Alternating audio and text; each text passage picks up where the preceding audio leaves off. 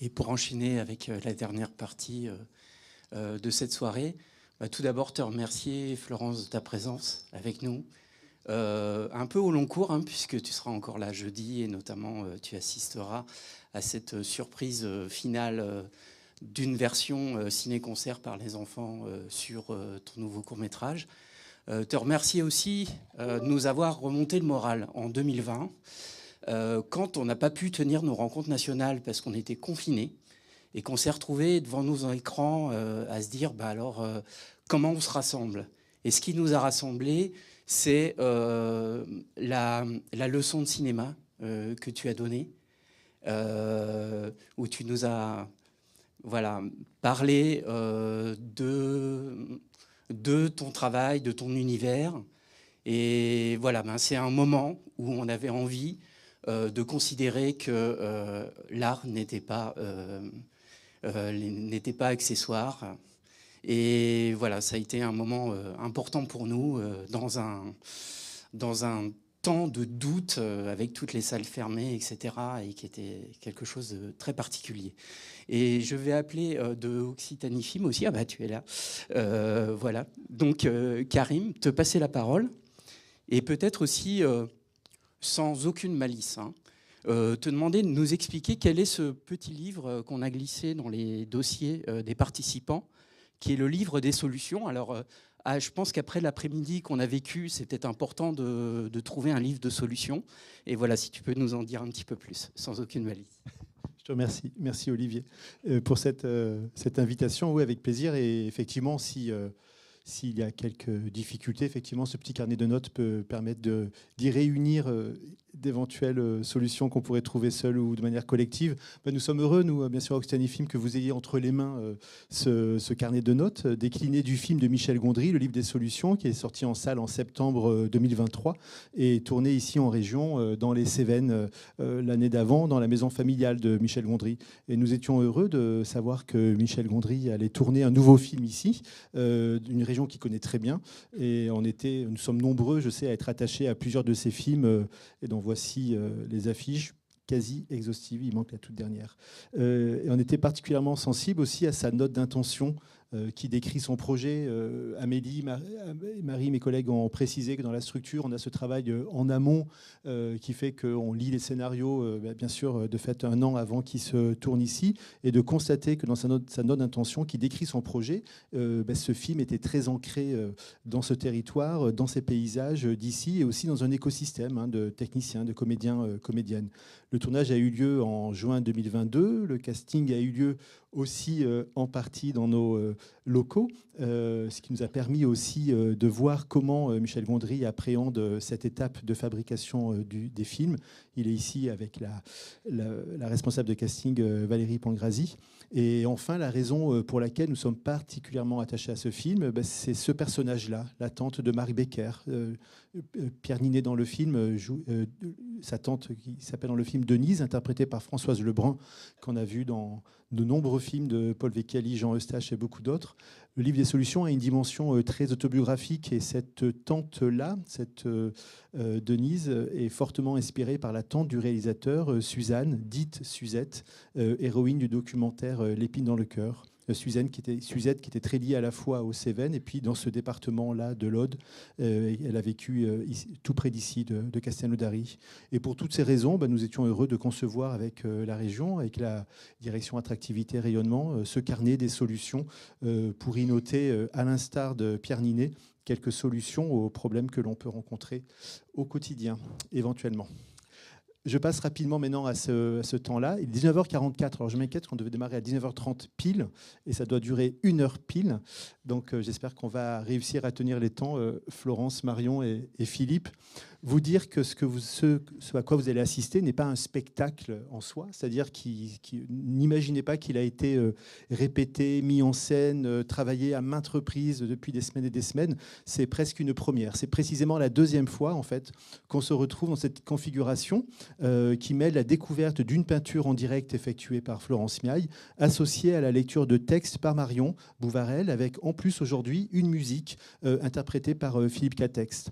Merci Florence de partager ainsi généreusement sur grand écran la naissance d'une animation, nous permettant ainsi d'admirer un geste au travail, de mesurer la patience qu'il faut déployer pour aboutir à un mouvement, et enfin de constater que se mêlent en permanence art et technique, car avec toi, pour que l'on puisse suivre l'avancée de ton travail, la méticuleuse et enthousiaste collaboration de Guillaume Menig est nécessaire, j'irais jusqu'à dire indispensable.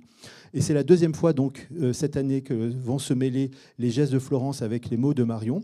La première, vous l'avez à l'image, c'était en février dernier à Montpellier, durant toute une journée consacrée à ton travail, Florence, ton parcours, en présence notamment d'enseignantes, de professionnels de l'animation, de lycéens, lycéennes, dont certains ont présenté leurs travaux inspirés de la traversée et que vous venez de voir dans la demi-heure précédente.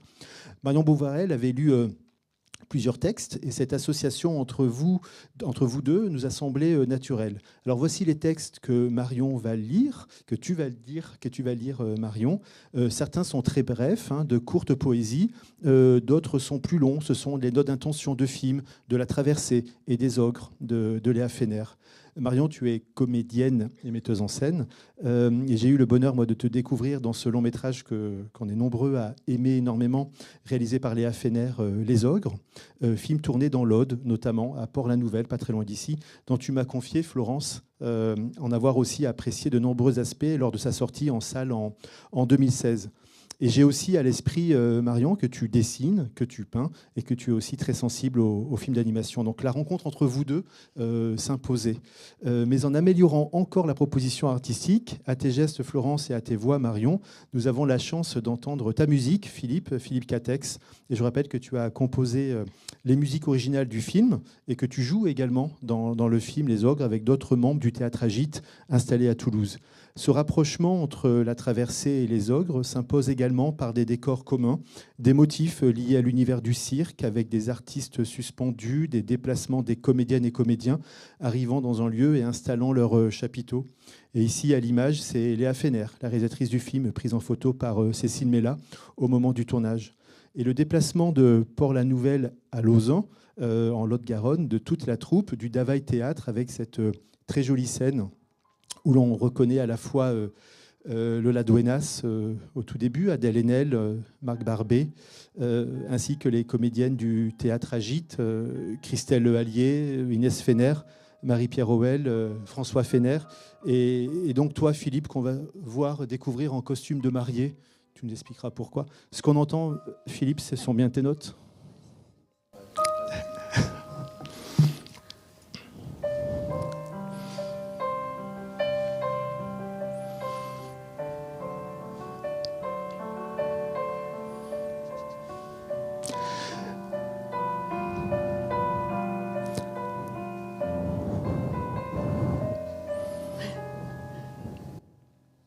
Et que fais-tu dans ce costume ? Tu nous diras. Tu t'en souviens ? Oui, je me souviens, oui. J'avais essayé plein de robes avant. Hein. Et puis Léa a opté pour la robe de mariée.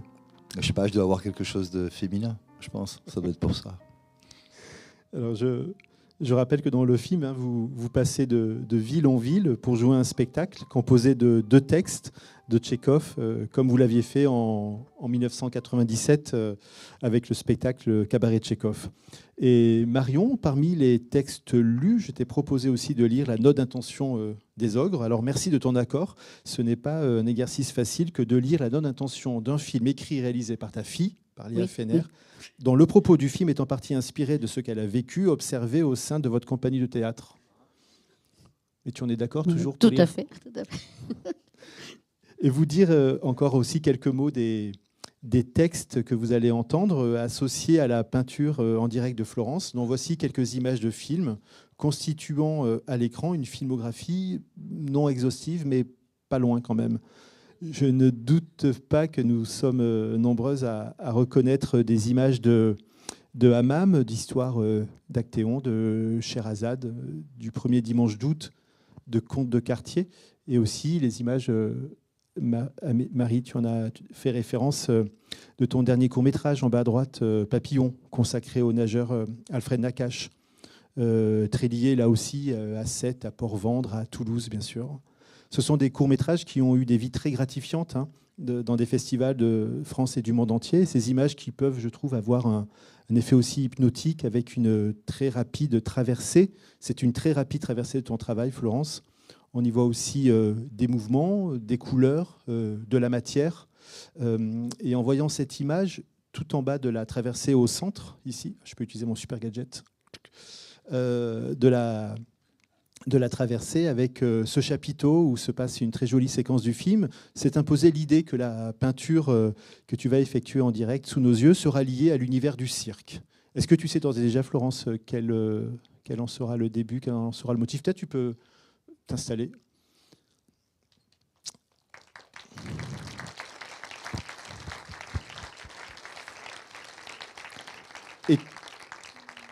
Et peut-être que tu as envie aussi de réagir à ce qui a été dit dans la demi-heure précédente. C'est très émouvant tout ce travail qui a été fait autour du film, de la part d'Occitanie Film, de la part des élèves et de ceux qui ont travaillé justement avec cette école-là. Je me souviens que des fois on me dit voilà, le film il a un conte, comment réagissent des gens qui ont vécu ça, est-ce que pour eux c'est pas trop édulcoré ou ou au contraire trop difficile à voir? Et c'est vrai qu'en regardant les images que ces gens qui sont arrivés comme ça d'ailleurs et puis racontent et les histoires qu'ils racontent, c'est très émouvant de voir qu'en fait le film il les a aidés peut-être aussi à en parler et qu'au contraire ils peuvent peut-être aussi s'approprier le film parce que c'est de l'animation, parce que c'est de la peinture, parce que c'est un conte, parce que c'est justement une façon de pouvoir rentrer dans des histoires et dans leur propre histoire. Enfin bon, je dis ça un peu en vrac, parce que quand même, il y a plein de choses là que je peux dire à partir de tout. Merci en tout cas de tout ce que vous faites autour de la traversée, tous, quoi, c'est formidable. C'est un point de départ, hein, comme l'ont dit mes collègues, c'est un point de départ, effectivement, et ça permet aussi de gagner du temps et de faire ce travail de proximité entre les personnes qui fabriquent et puis les publics qui en profitent aussi, qui apprennent ainsi.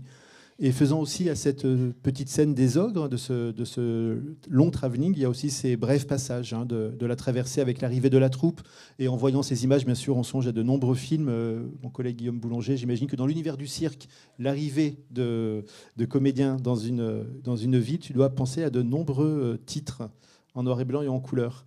Vous allez également entendre 4 poésies extraites de cet ouvrage, Poèmes sur un fil, de Géraldine Heredia et Clotilde Stace, dont les thématiques et les illustrations résonnent bien avec l'univers que nous découvrons sur grand écran par ta peinture à venir, Florence.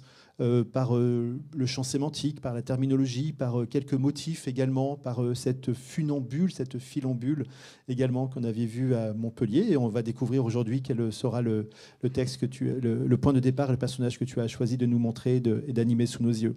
Et à noter aussi qu'en allant sur le site de l'éditeur, de l'éditrice, Le Port à Jauny, le PORT, vous pouvez entendre une lecture de ces poésies dans une traduction en arabe littéraire. Et enfin, en conclusion, tout à l'heure, Marion, d'ici 1 heure environ, nous avons eu envie de tisser un fil entre ton travail, Florence, et celui de ta maman, Mireille, en écoutant une lecture d'un texte paru dans un petit ouvrage où elle confie sa difficulté de parler de son travail, de ses tableaux, et où l'on comprend la nécessité de peindre, de créer, de partager. C'est ce que tu vas faire maintenant, Florence. Et je vous laisse les micros, la parole, si je puis dire, Marion et Philippe. Moi, je vais me mettre dans un petit coin pour vous suggérer peut-être le lancement de tel ou tel texte. Et aussi vous dire que si vous le souhaitez, en partant, vous pourrez voir dans la petite table qui est juste derrière Philippe Catex, il y a quelques ouvrages qui sont réunis, notamment celui-ci qui est à droite. Et le premier texte que l'on va entendre est la lecture de textes liés... Ah, pardon, il n'y avait plus rien derrière moi ? Ah, moi, j'ai avancé, moi, depuis tout à l'heure. Pardon, il y avait quoi ? Ah, d'accord. Juste la dernière image. Vous avez tout vu ? D'accord. Oui. Vous n'avez pas vu mes mails perso, je veux dire, derrière moi, ou le résumé de France-Argentine, d'accord, il y avait tout. Bon. Donc là, c'est le premier texte que l'on va entendre et la lecture de textes liés à la traversée, la note d'intention et un texte de Marie Desplechin paru dans cet ouvrage. Et à mes yeux, donc le texte qui était tout à l'heure, cet ouvrage-là, qui est là, que vous pouvez voir, c'est le cadeau de Noël idéal, ce que je voulais dire en conclusion, pour tous les amoureux de ton travail, Florence. Et Denis, tu m'as glissé tout à l'heure que l'ouvrage, on peut le trouver ici à la librairie de Castelnaudary. Et également, il y a d'autres cartes et d'autres documents que vous pourrez prendre. C'est à vous, Florence, Marion et Philippe. Moi, on vous regarde, on vous écoute. Formidable. Attends, oui. Moi, je voudrais bien juste rajouter un petit quelque chose quand même, parce que voilà, de me dire qu'au moment du Covid, il y avait cet échange et puis que ça a redonné le moral et que à cette époque-là, c'était le Covid. Maintenant aussi, je pense que de plus en plus, on peut se dire que on se réfugie, de se réfugier dans un travail artistique, dans l'artistique, avec tout ce qui se passe autour de nous, c'est peut-être un endroit où on peut se sentir peut-être un tout petit peu mieux de temps en temps, quoi. Donc merci pour cette soirée qui va peut-être nous permettre de nous sentir un petit peu mieux pour quelques heures. Quelques heures. Je ne suis pas pessimiste en général, mais quelques années ? Non. Voilà. C'est les mails de Karim ? Non. Non. J'espère pas. J'espère pas.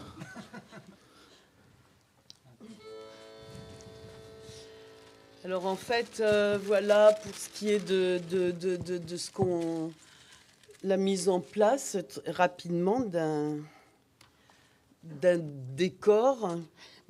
J'aime bien commencer par travailler sur des choses qui sont peut-être relativement abstraites.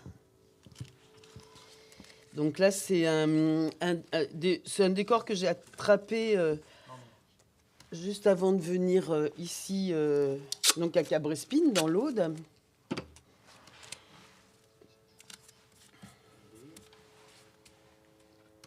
Et c'est un décor qui a été... Ah bah non, on ne voit rien. Voilà. C'est un décor qui est... c'est des tâches, hein, c'est pas encore quelque chose de très précis. C'est un décor qui a été réalisé, qui est sur un papier de soie et sur lequel, peut-être pour préciser certains éléments du décor, je mets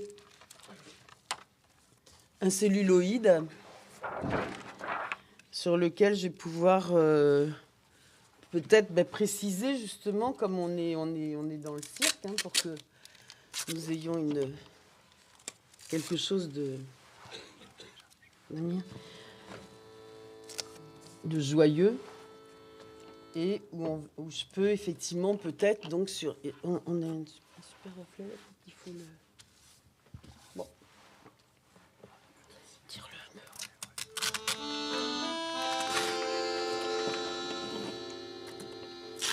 Et sur lequel on va peut-être esquisser effectivement un début de chapiteau.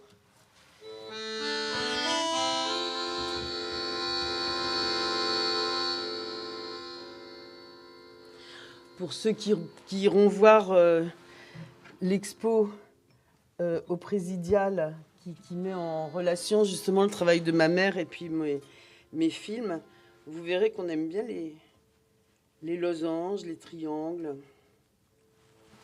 les lumières.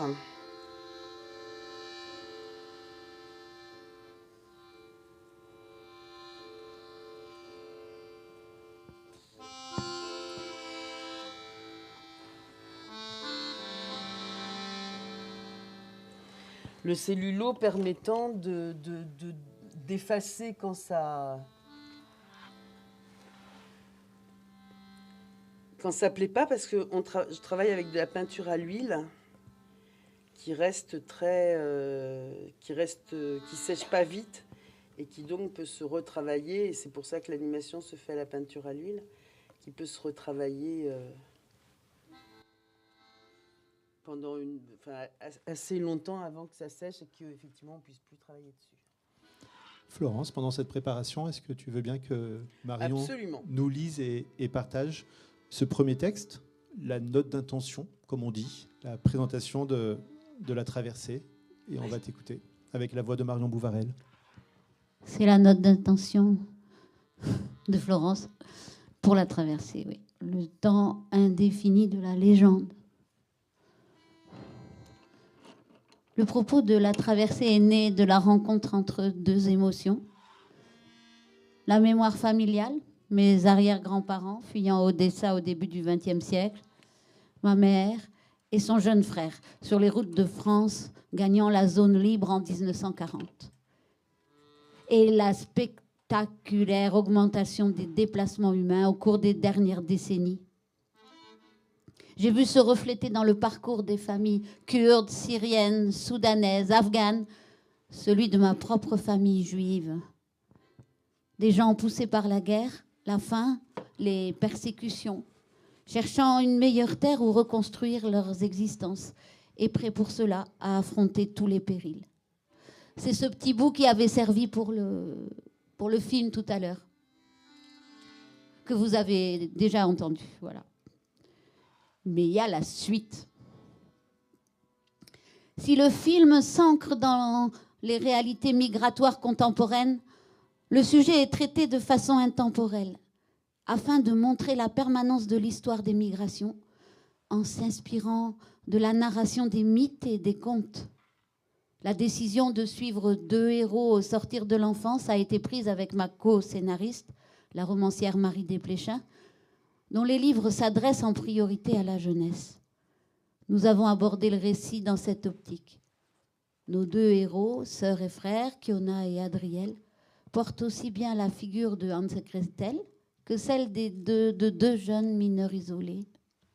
C'est dans cette double approche, dont la pertinence s'est confirmée au fil de l'écriture, que nous avons construit la narration. Le film est découpé en autant de chapitres qui correspondent chacun à un domaine du conte et simultanément à une situation actuelle des chemins d'exil. Ainsi, les enfants des rues sont évoqués comme des frères corbeaux ou des petits poussés abandonnés par leurs parents. La vieille femme qui recueille Kiona dans la forêt comme une baba yaga, le couple des acheteurs d'enfants comme des ogres. Pariant sur le pouvoir de la fiction à rendre compte au mieux du réel, nous utilisons ces codes. L'histoire est située sur une carte imaginaire rappelant peu ou prou les contours de l'Europe. Les peuples qui l'habitent nous sont étrangement familiers.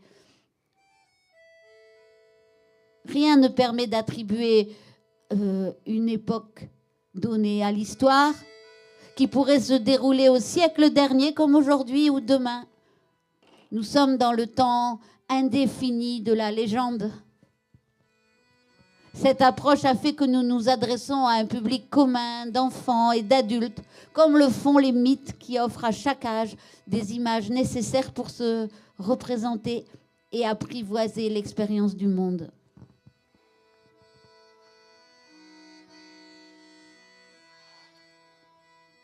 L'action du départ à l'arrivée se déroule sur 4 saisons que distinguent les atmosphères et les couleurs. Ce cycle contient une double traversée, les deux héros quittant à la fois leur pays et l'enfance. Sur le chemin, les héros apprennent à résister, à se battre, à perdre et à aimer. Ils deviennent progressivement eux-mêmes. Leur caractère évolue comme leur corps et leur visage. Leur épopée prend un caractère initiatique et leur voyage s'offre comme la métaphore du passage vers l'âge adulte.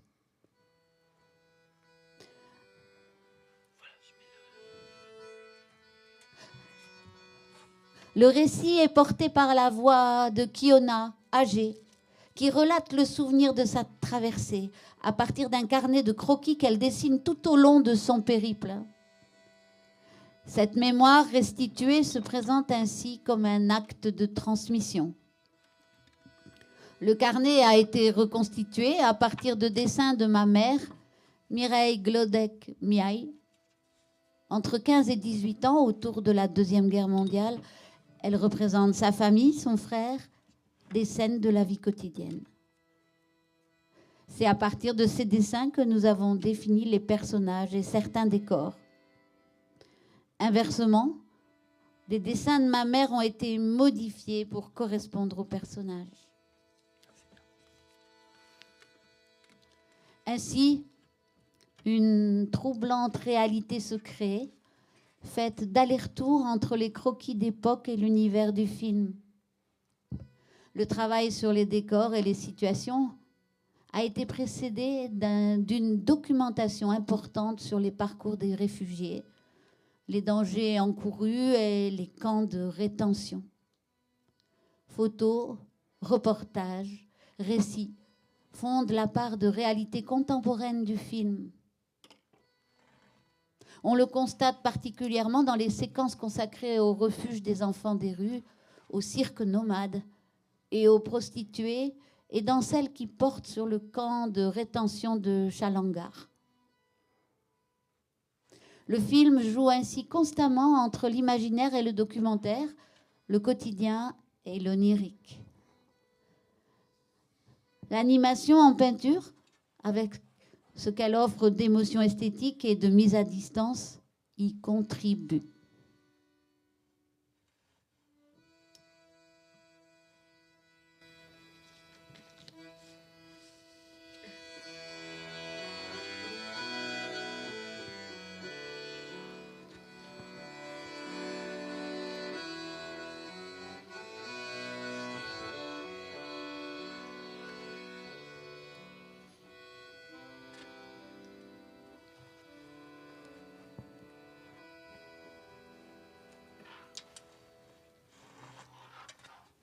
Là, nous sommes passés dans une étape. On a vu Guillaume rajouter une vitre, c'est-à-dire que là, nous avions le décor qui était complété, enrichi par ces éléments qu'on voit à gauche et sur la droite.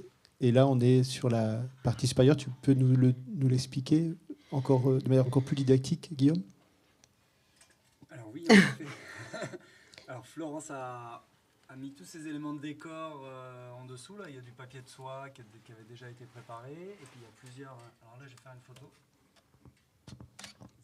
On prend la première photo du film. Okay. Là, c'est la première image du film. Ah, je suis en train de me dire que si elle veut lever les bras, elle sera hors champ. Donc je vais recommencer. Ouais. On efface. D'où l'intérêt de la peinture sur verre qu'on peut effacer, recommencer, etc.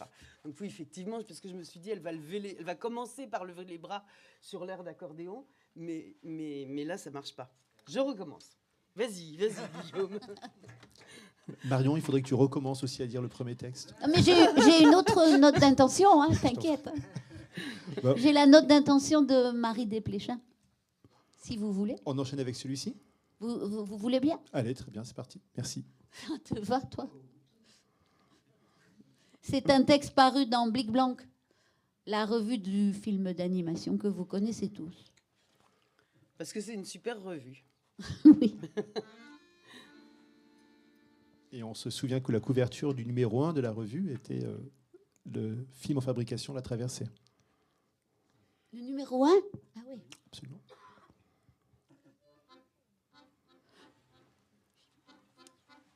Un jour, un ami commun nous a présenté, Florence et moi.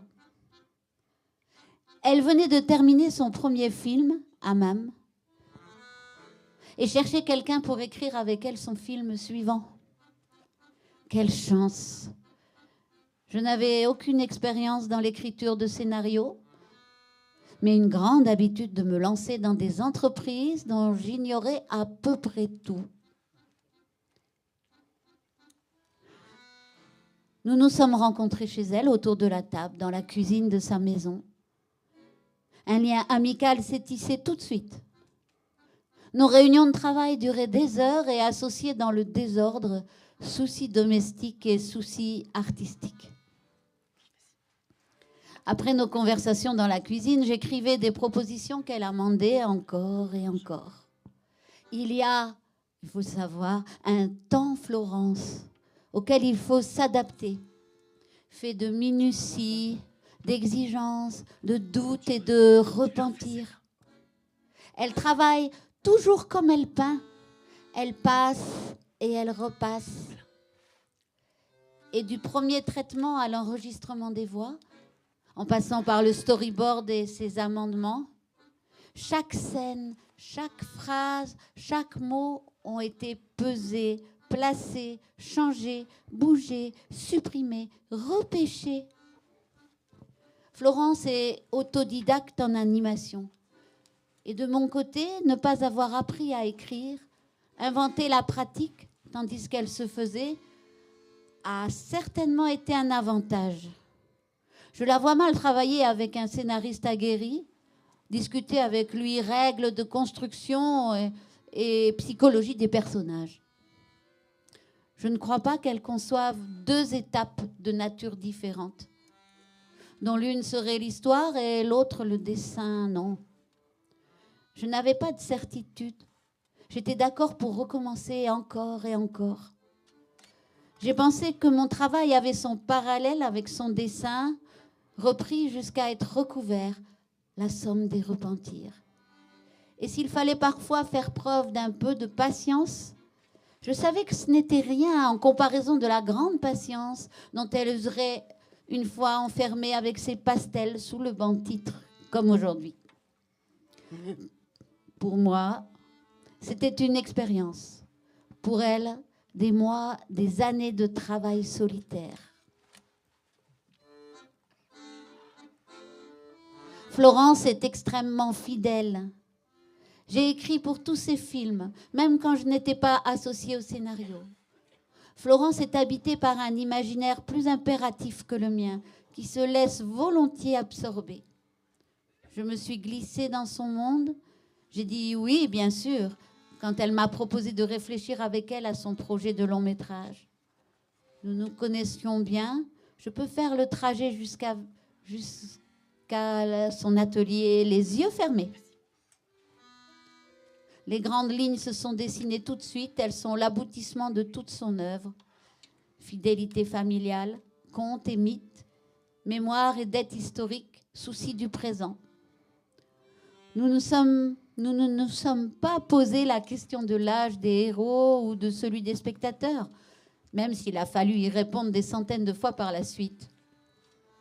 Nous avons fait une histoire qui lui ressemblait, une épopée d'initiation fondée sur l'observation et mise en résonance dans la chambre d'écho des mythes. Nous avons pensé à Ulysse, à Hansel et Gretel, à Aaron Appelfeld, au pogrom, au camp de rétention placé aux frontières. Nous avons puisé dans l'histoire de ses grands-parents, de sa mère et de son oncle, dans les histoires que l'on m'a racontées ou dans celles de gens que j'aimais. Et ensuite, nous avons écrit les chapitres de ce film comme autant d'épisodes ou de stations pour nos héros. Jamais nous n'avons perdu de vue que nous faisions une histoire pour le temps présent. Comme pour ces autres films, l'effort consiste à entrer chez elle, à l'accompagner.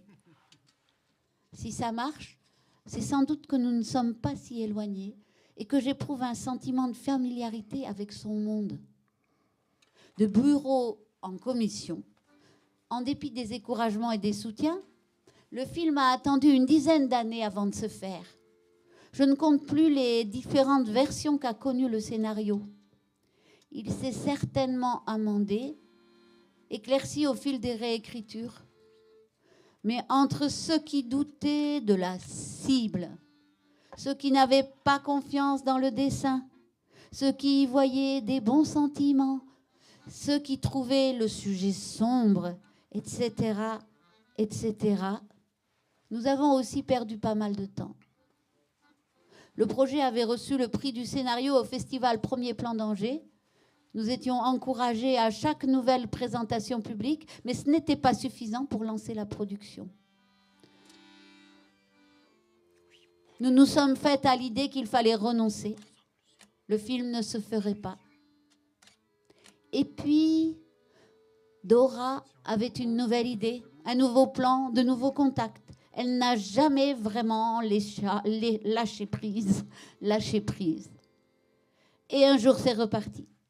Florence a disparu entre Toulouse, Prague et Leipzig.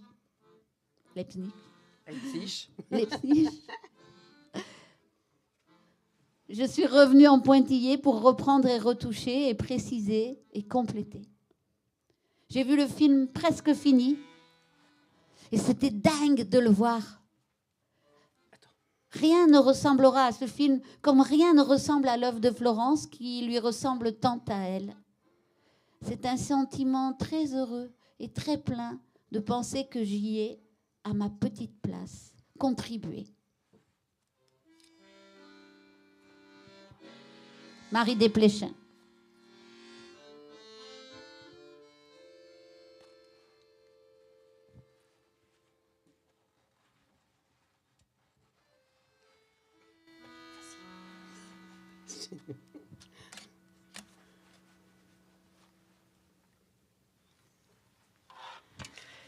Donc là, c'est très improvisé, hein. Comme tout. Et voilà, donc je suis en train d'essayer de lui faire démarrer un mouvement d'acrobatie, une roue ou un truc comme ça, en même temps qu'elle a levé les bras et en même temps qu'elle tourne la tête et qu'elle lève la jambe. Mais c'est pas... Hein? Oui, ah oui, c'est vrai. C'est pas... C'est bizarre, parce que normalement, elle devrait... Alors, il faut bien comprendre les mouvements, mais normalement, quand on veut lever la jambe, enfin, la jambe droite, là, en l'occurrence, il faudrait qu'elle se déporte un peu sur sa jambe gauche. Enfin, oui, c'est ça. De façon à pouvoir mettre le poids du corps sur la bonne jambe et pouvoir lever la jambe. Là, telle qu'elle est, elle ne peut pas lever la jambe. Donc, en fait, c'est plus long que prévu parce qu'il va falloir effectivement qu'elle se déporte un petit peu sur le côté pour que son centre de gravité soit bien positionné. Donc, pour l'instant... Ah oui, j'ai mon iPad, ouais. Ça m'évitera de salir trop ton clavier. Ouais, pour l'instant, il faut qu'elle qu'elle bouge un peu de son axe. Là, ça va encore parce qu'on peut se penser qu'elle est sur la pointe des pieds, sur la jambe droite, mais si elle bouge pas sur son axe, ça va pas marcher. Donc en fait, je vais la faire revenir à une position. Non, ça va le faire. Enfin, est-ce que ça va le faire? On espère que ça Elle va. a un beau visage. Ouais, il est beau aussi.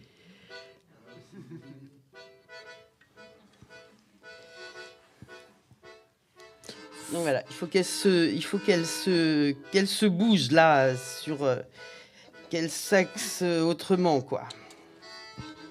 Ah, voilà. Et alors dans ces cas-là, tout doit suivre le mouvement du corps qu'on est en train d'esquisser. Bras compris, épaules comprises, donc tout se déporte vers... voilà. Et Florence, si elle était l'héroïne d'un film, il faudrait lui octroyer un prénom, lequel on pourrait lui donner. Il y avait une petite acrobate dans un précédent film qui s'appelait Miranda.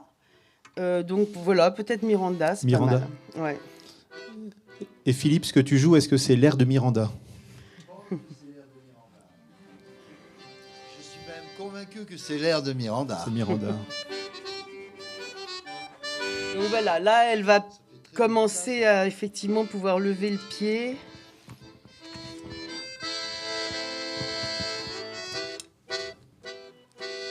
Et attends. On va lui faire quand même les... Alors, évidemment, quand je travaille sur mes films, voilà, c'est un peu déporté, mais il y a un élément là qui bouge pas et qui devrait bouger pour qu'effectivement le corps recule. Et évidemment, quand je fais un film, je passe beaucoup plus de temps sur chaque image.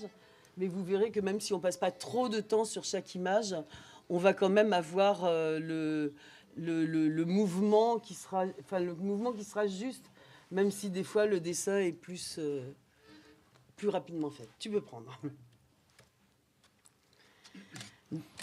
Donc on continue effectivement à lui faire à la fois tourner la tête et à ce que la jambe... Alors le point très important, les points d'appui, qu'est-ce qui reste au sol? Et le point d'appui, donc en fait, il faut avoir à chaque fois en tête le mouvement qu'on fait et une espèce de mécanique du corps pour construire ce... Voilà, donc je continue effectivement à la faire bouger. Alors, je me sers toujours du dessin précédent pour faire le dessin suivant. On te laisse te concentrer totalement, Florence, sur le dessin et peut-être... on raconte une autre histoire. Et Marion va enchaîner avec quelques courts textes, quelques courtes poésies de Pierre Caron, de Karl Norak, notamment. Pierre Courant. Courant. La pipe à bulles.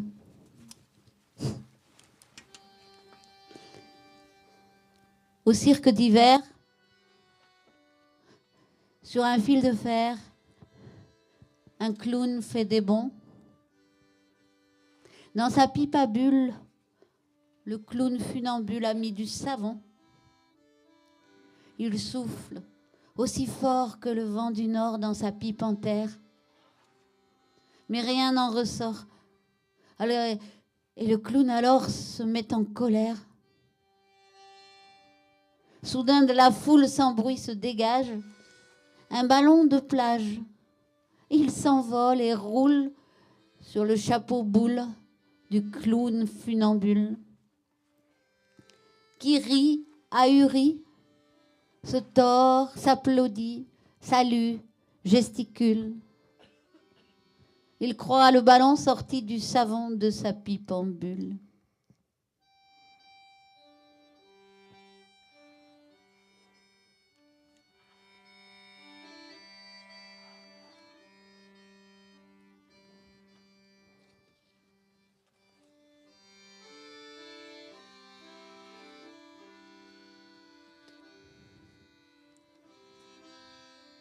Bienvenue au cirque.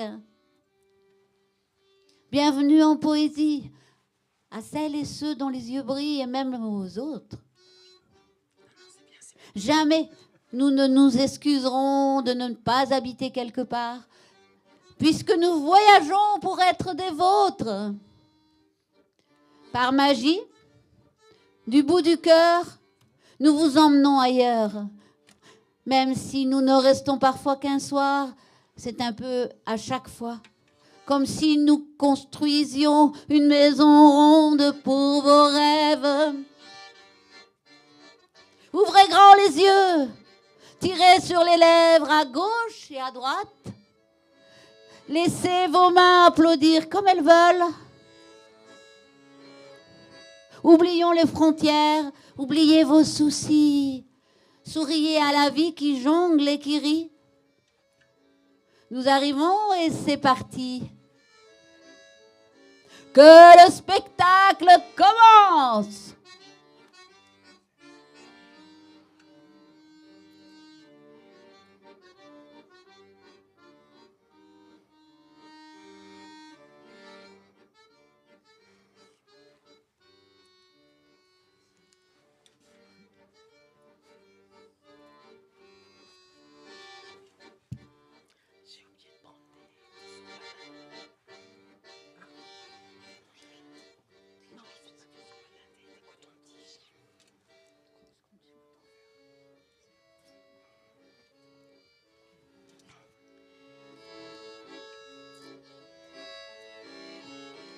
C'était Karl Norak.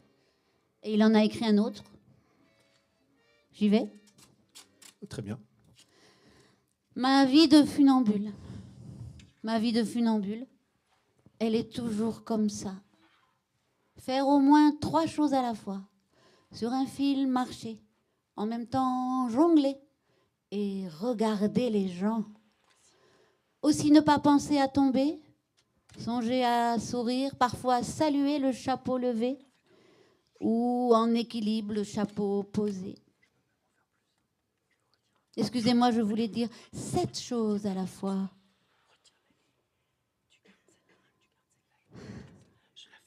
Après, la nuit, c'est la trêve. En secret, sans chapeau, sans chapiteau, sans fil, sans public, sans pensée. Je jongle avec un seul rêve. Karl Noack.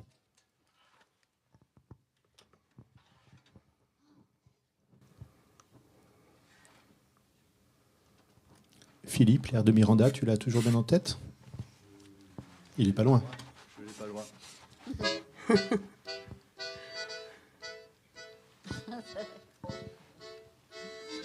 Vas-y. C'est là que tu peux en prendre une autre. Vas-y. Tu peux en prendre 2 là, peut-être.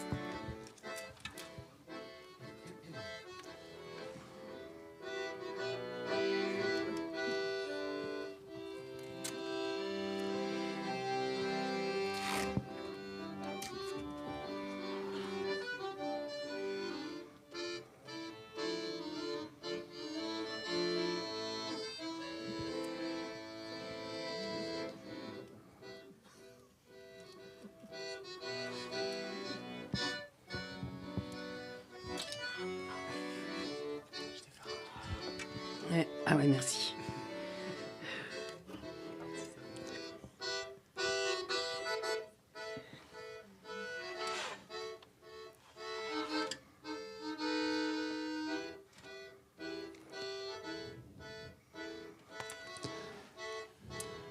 Le mouvement s'accélère. Et Guillaume, on comprend hein, que donc là, c'est la 22e image. Les jumelles. Vous avez idée du nombre d'images qu'il faudra pour une animation fluide et combien d'images vous pensez faire? Alors là, Florence... Je suis pas sûre qu'elle soit très fluide, l'animation. Bon. La plus fluide possible. Florence, elle anime à 8 images par seconde. Ouais. Voilà. Si tu veux, Là, 22 parle près du images, micro si tu veux bien, on va Guillaume. calculer.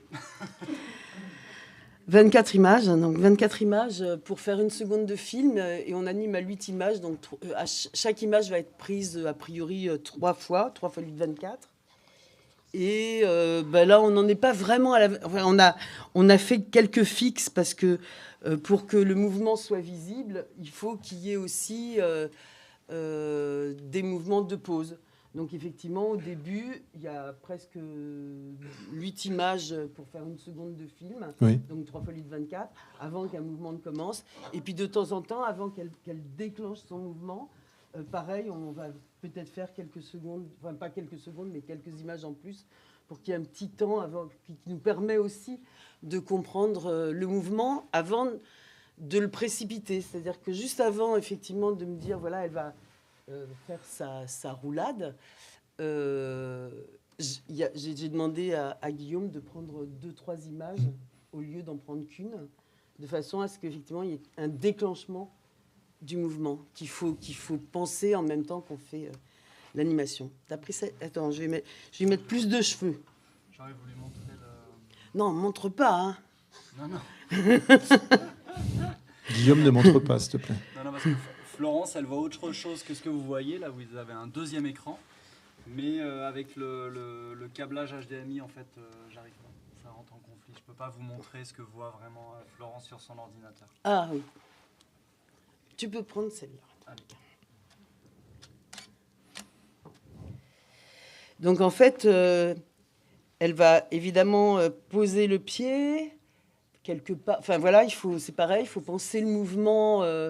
Il faut penser le mouvement un peu comme quelque chose de très mécanique. Donc elle va poser le pied par ici. Donc c'est ça qui va m'aider à construire le reste du mouvement, parce qu'elle va poser le pied, ce qui lui permettra de décoller avec la vitesse. Ça lui permettra de décoller l'autre jambe, et puis les bras qui vont aller chercher un peu hors champ, ce qui va me faire gagner du temps là. derrière le chapiteau, donc qui va lui faire passer, faire une roue, quoi. Hein. C'est une roue qu'elle fait.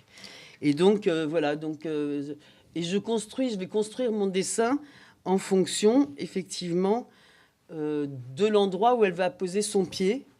En l'occurrence, alors ça va être une animation qui va être peut-être un petit peu rapide, mais qui sera quand même fluide. Et là, comme vous pouvez le voir, elle ne peut pas, même comme ça, elle ne peut pas faire autrement que de lever le pied qui est au sol. Sinon, ça tient. Enfin voilà, sinon ses jambes seraient trop grandes. Donc effectivement, là, le pied décolle, le pied. Le pied. J'ai toujours été un peu dyslexique. Voilà, cette jambe-là décolle du sol et tout le corps va beaucoup bouger parce que le mouvement du corps va être donné justement par cette position du pied. Donc, si on veut continuer dans la logique de ce mouvement-là, donc c'est un mouvement qu'on construit. Là, c'est presque comme si je vous faisais c'est un peu un brouillon de mouvement, hein, mais voilà. Et donc, la tête va venir carrément presque ici. Le bras va continuer à descendre par rapport à sa position. Donc, le mouvement d'animation n'est pas du tout un mouvement régulier. Il dépend de physique du corps et de... Voilà. Et donc, le bras suit ici forcément, puisque la tête est par rapport au cou et puis par rapport est arrivé ici. Et encore, je pense que ça peut bouger même plus. Donc, tout le reste, je peux l'effacer. J'ai eu le tort de travailler avec du blanc, et le blanc, c'est une couleur qui est difficile à essuyer. Il y a des couleurs qui sont faciles à essuyer, et le blanc, c'est une couleur un peu grasse qui s'essuie pas si facilement que ça, mais c'est pas grave. Florence, j'ai des scrupules. À la fois, c'est passionnant que tu puisses commenter tout en peignant, et en même temps, j'ai peur qu'on te déconcentre un peu. Il nous reste un tout petit peu plus d'un quart d'heure pour avoir quelques images et pour encore entendre un texte. Donc là aussi, on vous laisse vous concentrer totalement. D'accord. Et puis Marion, on t'écoute pour les ogres, la note d'intention des ogres. C'est ça qu'on choisit ? Allez. Et je ne doute pas que Philippe Catex nous rappellera quelques notes du film, de la bande originale du film que tu as composé. Ça y est, je l'ai. Tu les as.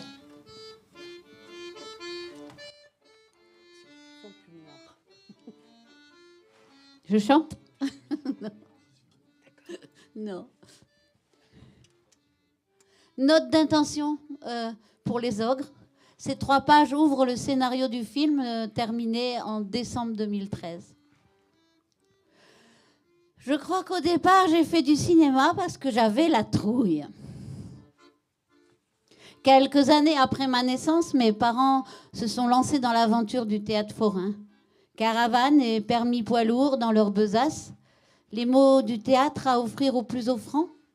Ils ont arpenté la France de ville en village entre averse et canicule, accueil triomphal et volets fermés. Ça peut paraître aujourd'hui absurde, inconscient, mais quand j'ai voulu moi aussi enchanter, raconter des histoires, projeter mon regard, je crois que j'ai fait du cinéma parce que j'avais la trouille.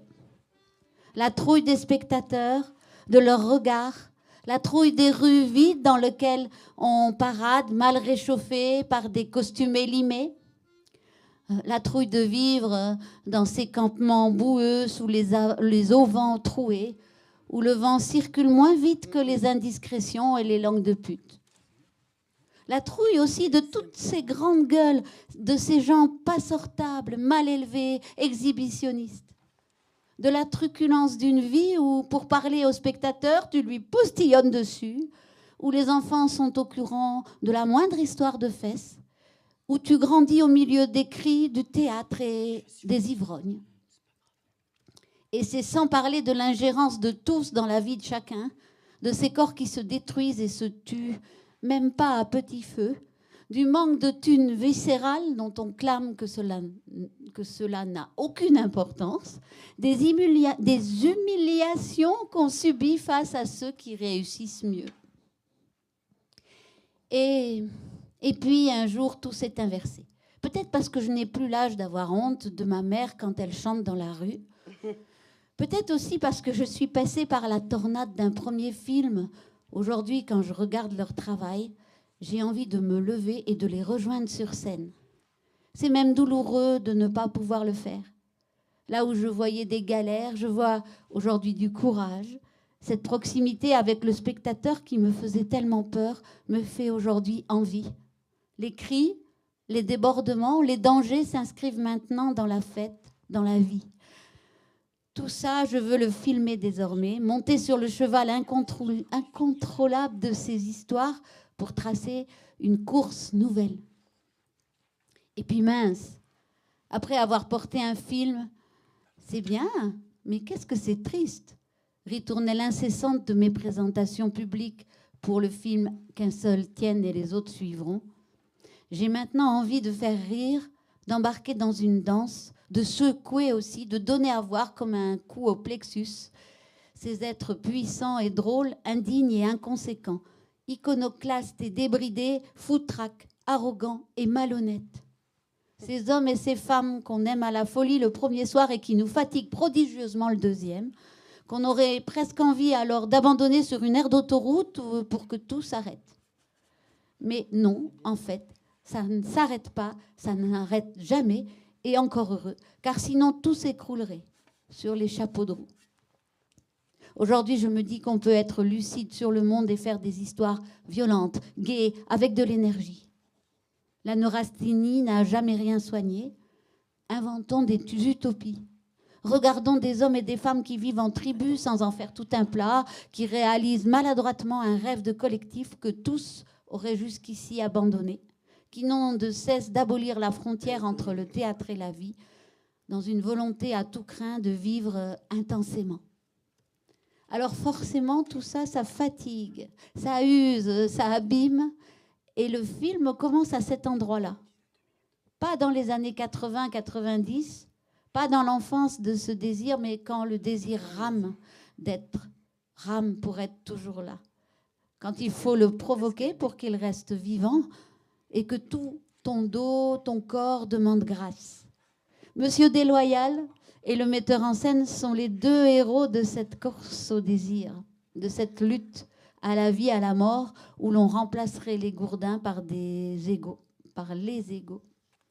Aujourd'hui, ils vieillissent, ils se fatiguent et souffrent. Et comme aucun des deux n'a envie de vieillir et qu'ils ne respectent rien, et surtout pas eux-mêmes, la compagnie va vivre au rythme de ces deux hommes qui se malmènent. Bien sûr, toute ressemblance avec des personnages existants ou ayant existé ne peut pas être fortuite et n'est absolument pas indépendante de ma volonté. Les histoires de cul sont celles de mes parents, de leurs amis. Les deuils sont ceux de leurs camarades, de leurs frères d'armes. On retrouve tout. Les angoisses matérielles de ma sœur, les cuites du régisseur, les scandales de l'accordéoniste, les violences et l'orgueil de l'un, les mesquineries et les contradictions de l'autre. Même le spectacle sera très proche d'un spectacle que leur compagnie a longuement tourné, Cabaret Tchekhov. Et pourtant, tout est absolument vrai, n'est-ce pas? Puisqu'imaginé d'un bout à l'autre. On fait toujours plus ou moins comme ça, rien de nouveau sous le soleil. Mais il n'y a pas à dire. Cette matière est pour moi plus étrange à manier qu'aucune autre. Faire le récit apocryphe de ce qu'ont vécu mes proches, malmener leur histoire pour ne raconter que la mienne, créer des êtres hybrides, un morceau de l'un et un bout de l'autre, parfois inventés de toutes pièces, mais dans lesquels tous se reconnaîtront. Et pourquoi s'arrêter en si bon chemin? tourner avec leurs chapiteaux, leurs oies, leurs enfants et leurs femmes, amener d'autres comédiens dans ce caravansérail, réinventer ainsi à certains une nouvelle jeunesse, mais faire jouer à d'autres leur propre rôle, leur propre double. Enregistrer leurs répliques, leurs engueulades comme matière même de nos dialogues, leur raconter nos histoires et intégrer ce qui les fait réagir, comprendre avec eux ce qui se trame sous ces personnages monstrueux. Dire à ceux qui ont perdu leurs enfants qu'on décide à leur place qu'il leur faut à nouveau vivre. Quand je lui raconte, ma sœur a déjà peur. Avec tout ce que tu nous fais dire, on n'aura plus jamais une date. L'ambiguïté est totale. Tant pis pour le confort, on se préservera une autre fois. La friction entre le réel et l'imaginaire sera notre moteur. Mais qu'on ne s'y trompe pas, l'idée n'est pas une seconde de faire un documentaire, ni même de s'en approcher. Il faudra être impur, mélanger leur réalité à la fiction la plus totale. Convoquer les fantômes et les délires, ne pas avoir peur des hommes saouls, des femmes légères, des scènes de cul et du vulgaire, brasser les imageries diverses dans un joyeux bordel. Cirque, théâtre, cinéma à l'estomac et films d'amour.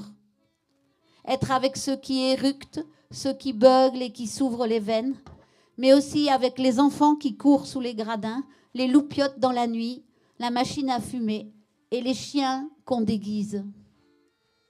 C'est baroque et cela doit rester punk, déjanté dans l'image, violent avec les chairs, Fellini chez la Mano Negra, Flaherty chez Fritz the Cat. Faire un film comme on organise une fête sur des gens qui font du théâtre, comme on invite à bouffer. Léa Fener.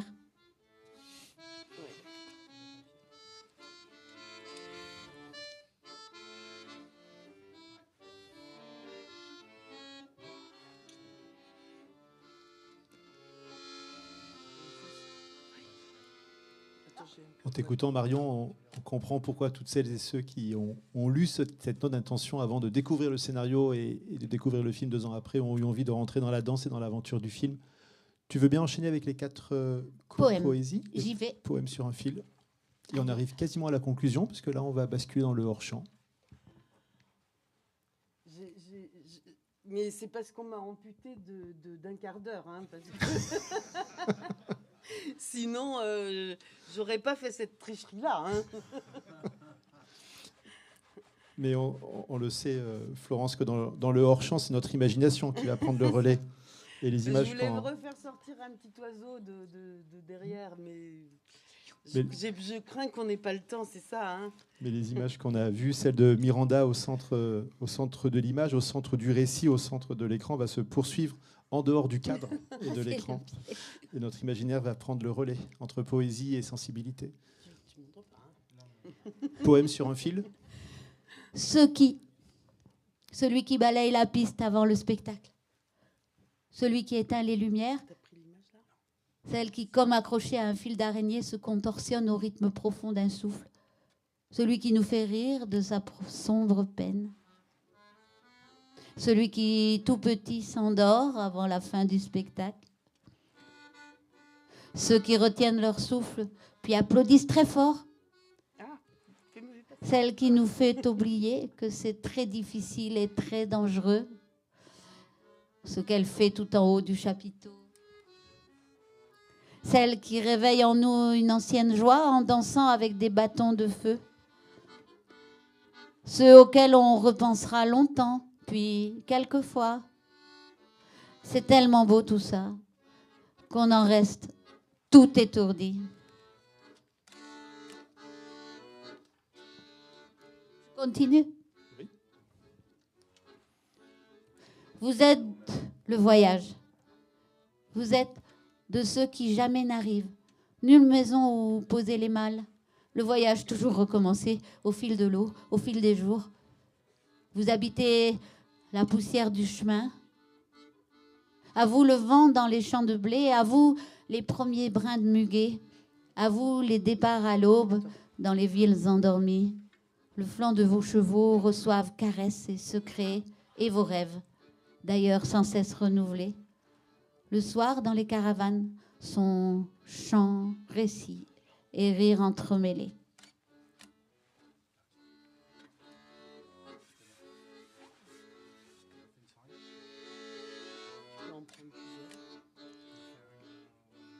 J'y vais. Une chanson. Les yeux mi-clos, une vieille dame à la robe noire chante un chant qui traverse les âges, qui nous mène vers le large. Elle chante pour ceux qui habitent les collines d'en face. Sa voix rauque est un chemin caillouteux qui traverse les plaines. Sa voix est un baume, une magie, une médecine. Sa chanson parle de nos vies, de ceux qu'on a aimés. Elle parle de nos regrets, de nos départs. Elle dit aussi les sourdes angoisses et les grands frissons. Elle dit encore que c'est comme ça partout, pour tout le monde. Que c'est toujours après qu'on sait qu'on a laissé filer la chance.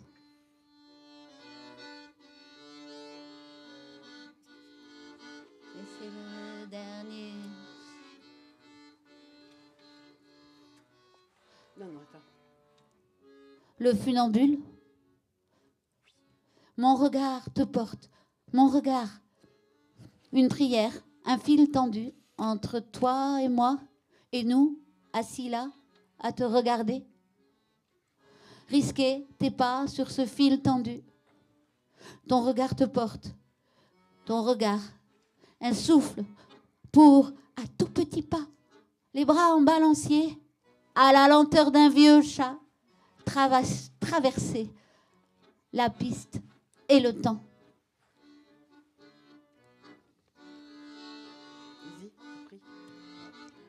Merci Marion. Alors, Marion, Philippe, Guillaume, Florence, on vous laisse le choix de la conclusion. Ouais. Ah, moi, il faut que je conclue. Il faut que je conclue en images. Ça va aller vite, hein, ça va aller vite. On conclut avec le dernier texte, la dernière lecture du texte de ta maman. Oui. Et ensuite, on verra l'ensemble avec l'air de Miranda. Attends.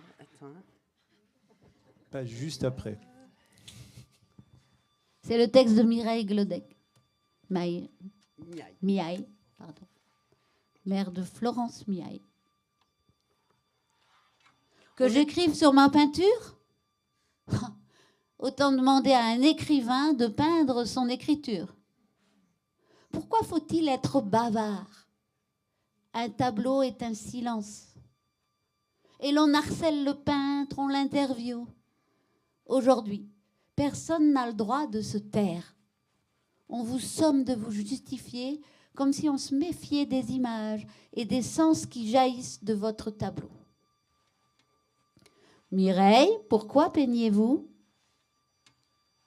Autant demander à un enfant pourquoi il fait des pâtés. Pas plus que l'enfant, le peintre ne doit se laisser enfermer dans une métaphysique de bazar. Pourquoi ? Pourquoi pas ? Demandez plutôt à l'enfant comment il fait ses pâtés et vous aurez la réponse du peintre. Faire un tableau, c'est essayer chaque fois de se tirer d'affaire. Un poète a parlé de la feuille blanche. Mais que dire de la toile blanche ? Avez-vous déjà pensé au premier coup du pinceau ? La toile parfaite ne me dit rien. Je veux qu'elle vive.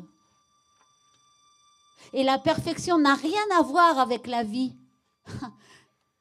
Faire un tableau, c'est laisser des traces sur un carré de lin tissé qui se défend. Des traces de coups. Allons, il n'y a pas de mise à mort. Mais la matière ne se laisse pas faire. La couleur a son caractère, ses réactions vous prennent souvent au dépourvu et alors elle devient encombrante, stupide. Et moi aussi.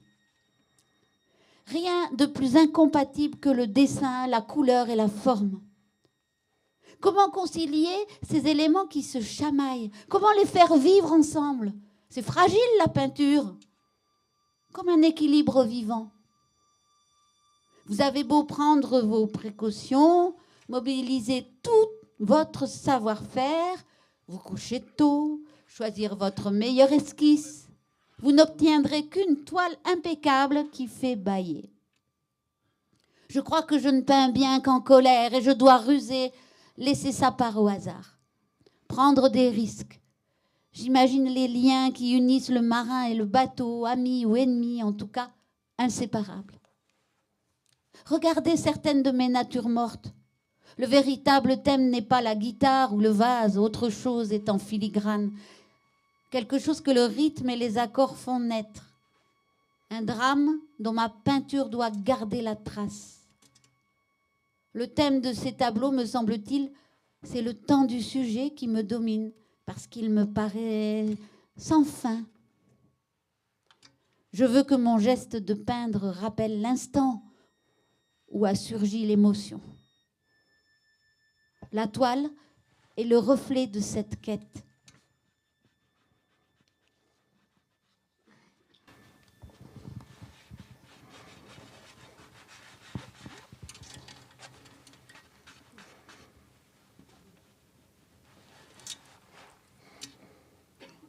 Je devrais relire plus souvent le peu qu'a écrit ma mère, c'est vachement bien. J'avais oublié. Parce qu'effectivement, sur la perfection, je suis assez d'accord avec elle. Hein. Surtout en train de peindre. Oui, des choses totalement imparfaites, évidemment. Mais et c'est presque fini. On a improvisé, mais oui. Attends. Avant-dernière image, là. Attends, je nettoie un peu mieux.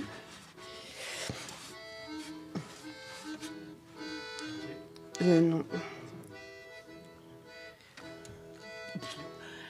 Attends, j'ai rien fait là. Oui, ok. Encore une.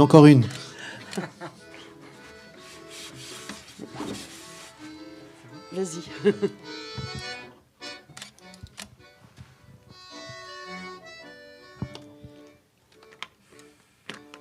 Tu le tires.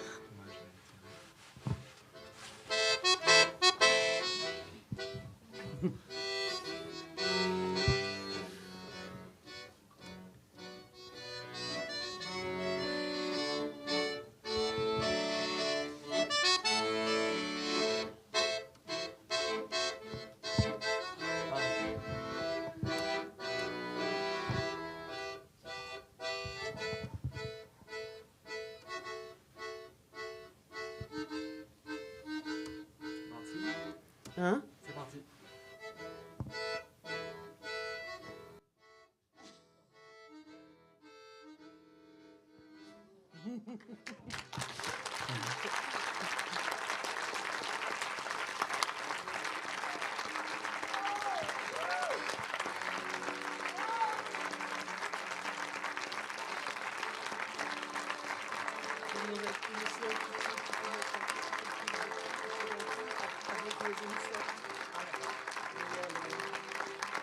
Bravo Florence. Merci. Bravo Guillaume. Bravo. Marion, merci beaucoup. Philippe Catex.